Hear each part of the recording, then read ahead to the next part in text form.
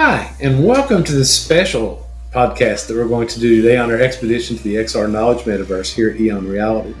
With me is Rena Wolzinger and John Green, our CSD specialists and all-around other gurus here at Eon Reality. And I'm Jamie Justice, who just about had a Freudian slip and went back to my last career. I'm also in the CSD department here at Eon Reality.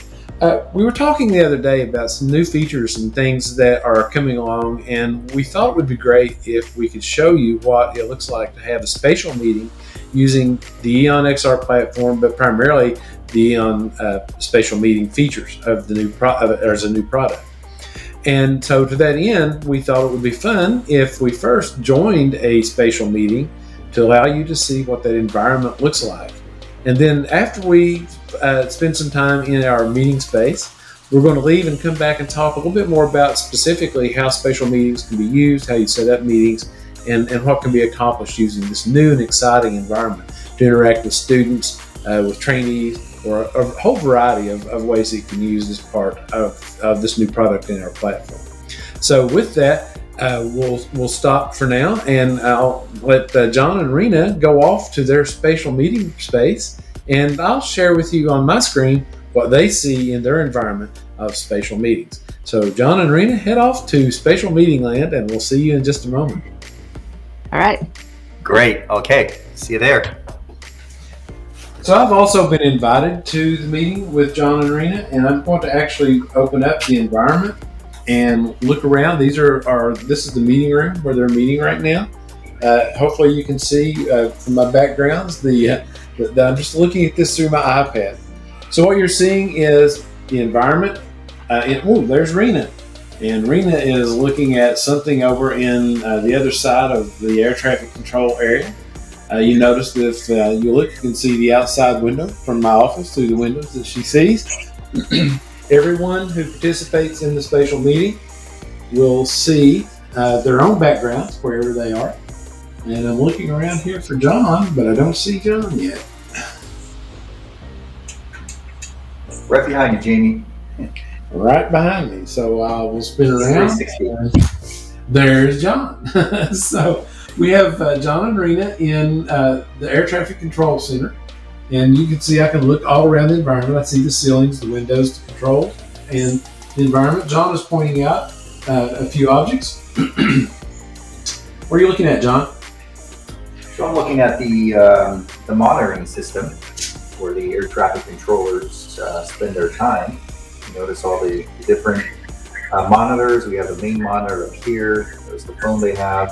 I'm just looking at the various items. What an air traffic controller, what kind of equipment they work with during the day, and get a close look at each one of this equipment. And what's great, I could let go of the main controller, and Rena could take over as the controller and point at different objects. Runway, and then moving to direct transplants on the runway here. On and then over this matter of radio controls and stuff.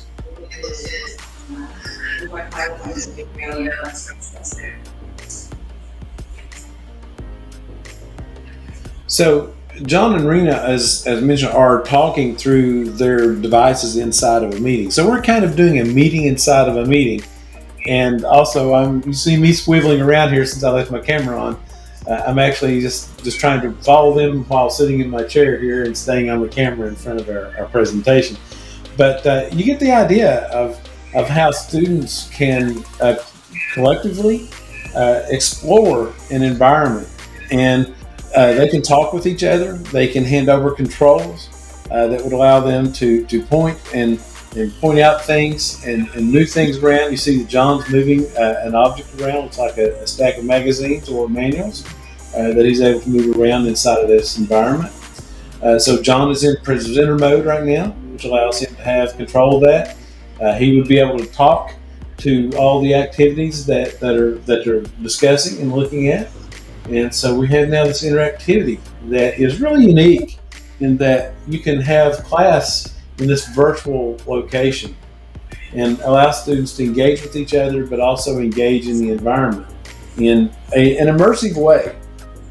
So you may not be able to take your students to a air traffic control tower, but here they are standing inside of an air traffic control tower, having class, discussing topics, and you can lead and manage this as the instructor and control what also happens inside of your spatial meeting as well. So you still have that aspect of classroom management and discipline as part of it. Jamie, if you notice, as a content creator, you can come in here and add all these labels to each one of these sections, add video content, add audio, add additional information that learners can come here and explore on their own, explore with a group. So this is great for content creators too, to really personalize this space, make it engaging, and this allow learners to explore environments. And so it's a great way to make learning just highly interactive. I agree. So yeah, the ability to add other content inside the environment that students interact with, multiple objects and so forth, also adds to the dimension of power of a spatial meeting. Well, guys, I think we have shared enough to give the idea of what a spatial meeting looks like, and that we see everyone here. Maybe you should come back and join me here at the studio now, and let's discuss a few other aspects of how this actually works and how you set up this meeting for yourself and other students to experience spatial meetings. So we'll log out. Okay, I'm back, Jamie. All right. Turn that off. I'm back also. Welcome back. I noticed in that model there was a really cool mixer radio set up, and I was hanging out by.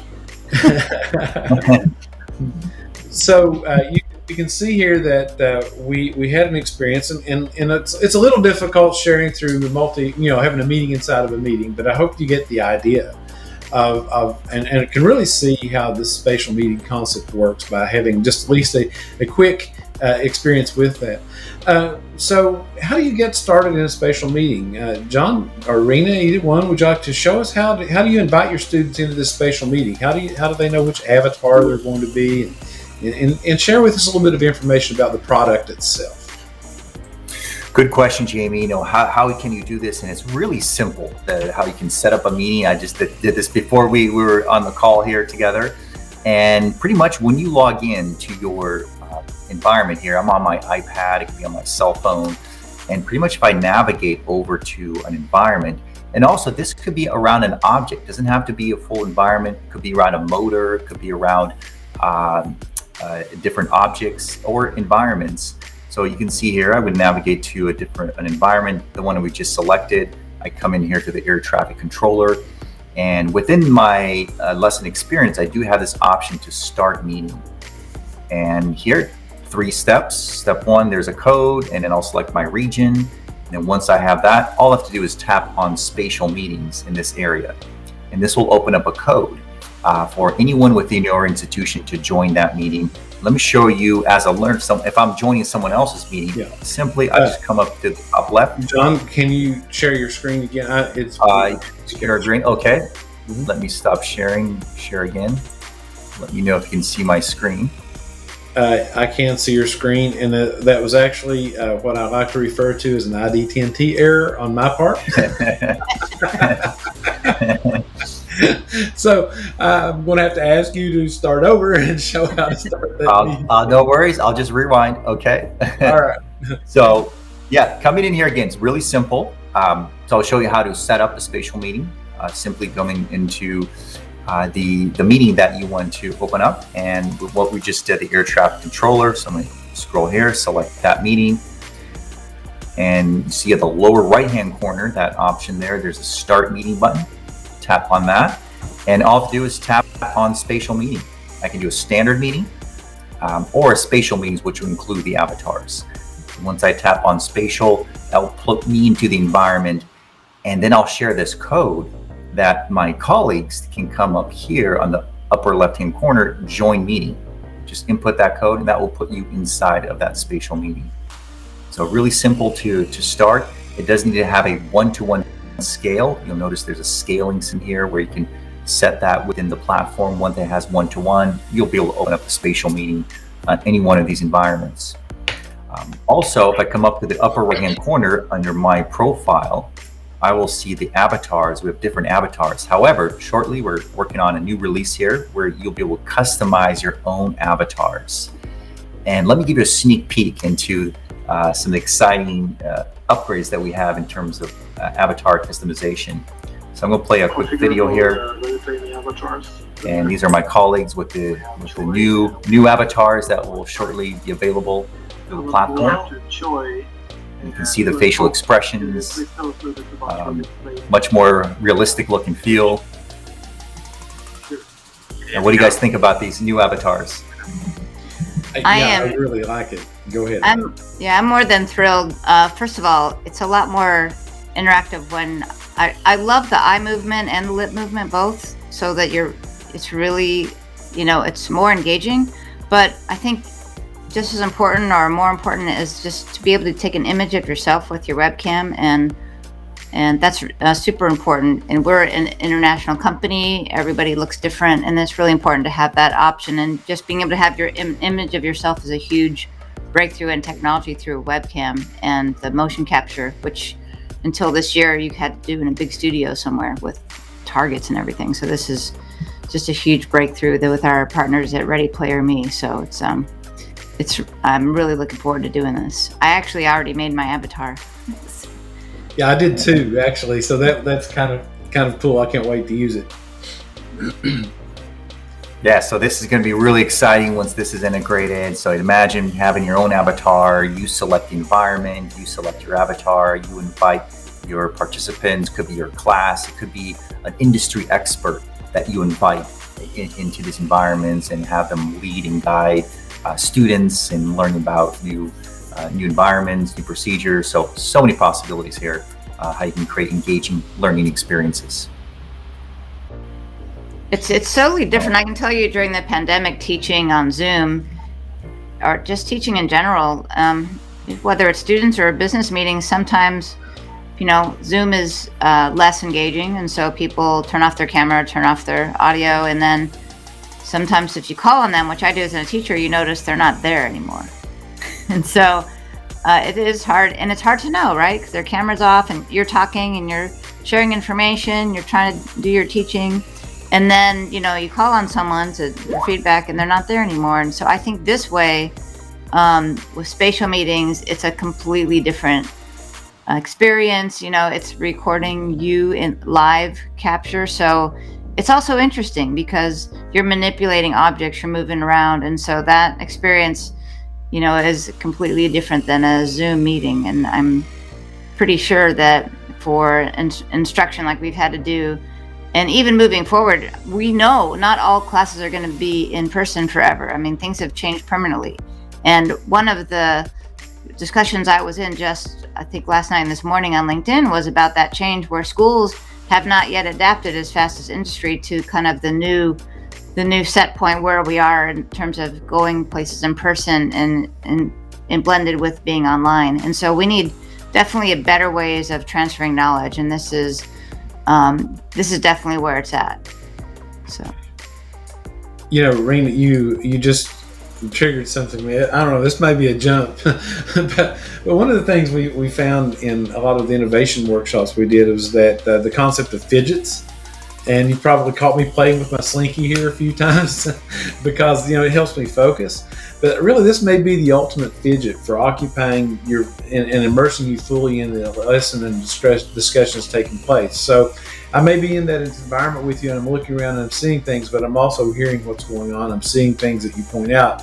So it may help that management thing that's like we found with using hand fidgets to keep you engaged during lectures and Zoom meetings. So now we have a way to really keep you engaged because you are in an environment, you're walking around that environment, and you're interacting with others through auditory and visual experiences. I don't know. Just something that hit me as you were talking just now about how to make Zoom and things more engaging than what they have been in the past.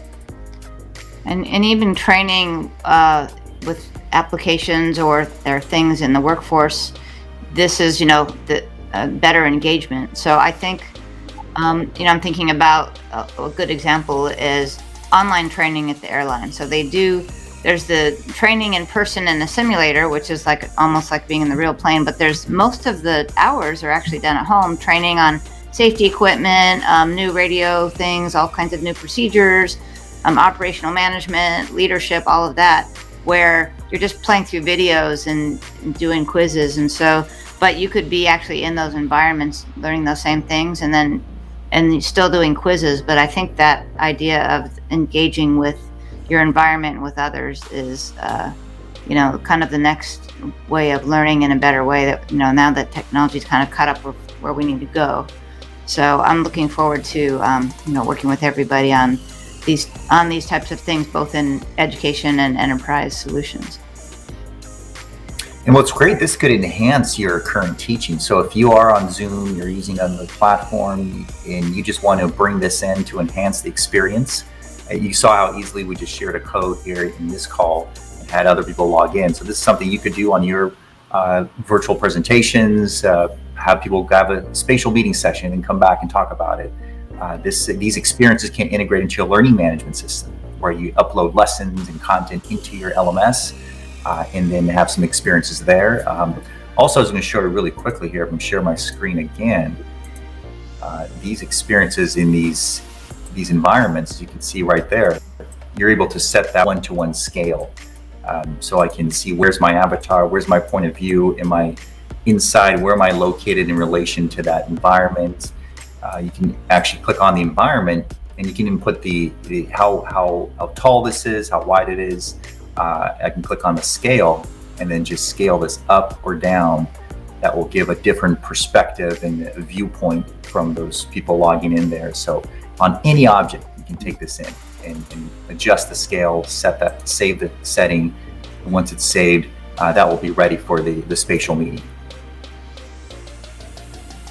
Wow. So that really brings the whole world to our doorstep. Now, what special tools do you need to play this back or to set up a spatial meeting? Is there anything unique that you have to do a spatial meeting? I mean, I think the main thing is, internet is important, of course, because you're doing things over the internet, or I think probably 5G, 4G probably is okay, but internet and then just a mobile device. So, which is great. So your mobile device becomes your window into that 3D world. And it might be hard to even imagine that while we're casting here, but it's very realistic in 3D, and you can, like you saw us manipulating objects and walk around in that environment. So mobile device, and if you want a bigger screen, of course, there's tablets. Same thing, all you need is a share code, and then you're in. That's it. And then have some space ready. So as you can see, I got up, I moved around my space. So that's the fun part. You're actually getting up off your chair, you're moving around, walking around your environment. So it's just fun finding new environments. Maybe I'm meeting in this oil refinery, maybe I'll come outside and outdoors and put this down there and have plenty of space to walk around. It's a small environment. So you can get really creative into where you want to place this environment down and how you want to explore it. I think the other concept is that it's kind of interesting, and I've always used this in my own teaching. When I teach about frequencies in audio engineering classes, I always talk about the Matrix movie, and I show the scene where Neo finally sees the Matrix and sees all the green stuff, and it's like, oh, I understand what that is. And that's how, I kind of see music in my head. It pops in there, and then songs happen in there somehow. And I think this is like that because we can make our own environments and our own worlds. And so I think this is going to leapfrog us into the next thing. So me being a visual person, I can see my audio engineering lab having a bat cave in the corner, having some characters, having, different things, because that's the way my mind kind of jumps to things that I like. And I really think it's going to start changing the way that we wear and how we want to look when we interact, just like in the movies, the Matrix movies. Because why not? I mean, for visual learners, why you don't need to duplicate exactly what you see in that movie that kind of explained that. Everything was cooler in there, and everybody looked cool. Everybody looked how they wanted to look. Everybody had cool glasses on and long leather coats, and they can jump and do crazy stuff. And so it's going to change the way we do things, starting there, in the virtual reality, but then back to reality. I agree totally. And the thing that dawned on me, John said first that one, you get up out of your chair, so now we're making learning more interactive because you're not sitting and facing the front. And also, to go on with your points, we're not just sitting in our chair facing the front, we're getting up and walking around an environment. So today we're having English 101 class in the Bat Cave as an environment. And tomorrow we may have it on top of the Eiffel Tower. I mean, who knows where you pull your imagery from, but it really makes an exciting aspect to augment and supplement instruction in creative ways. It opens the door for a lot of creative instructional models that probably weren't able to do just a couple of years ago. So this whole new concept of spatial meetings is a new product from EON that just brings a whole different dimension into teaching and learning and training and just overall fun experiences for those users of the EON XR platform, Merged XR, and spatial meeting products that we now have. So I think we've given a good snapshot of what spatial meetings looks like. You can learn more at eonreality.com. And we have an updated website that you can find videos and other examples of where this works with. Hopefully you will continue to join us on our podcasts as they come about, and can find more information from us also on LinkedIn. Any last thoughts you'd like to share with our guests before we leave for the day? Yeah, for those of you that have access, try it out. Try it out, look at different environments, give it a go, and I think you're going to find it's really fun and lots of creativity you can incorporate into your teaching and learning experiences. And I'm excited to see everybody's avatars, and I'm excited to share mine as well. And just motion capture, it's going to change your world. So enjoy it, and we'll see you out there in the metaverse. Thank you. And if you are currently using EON XR platform, contact your business developer to see how you can upgrade to this license of Spatial Meetings and Merged XR. They're two great products that can really change the way that you teach. All right, thank you everyone for being with us today, and we look forward to seeing you on our next journey on this expedition to the XR Knowledge Metaverse, and hope that you'll continue to follow us and be with us, and have a great day wherever you are, whenever you are. Goodbye.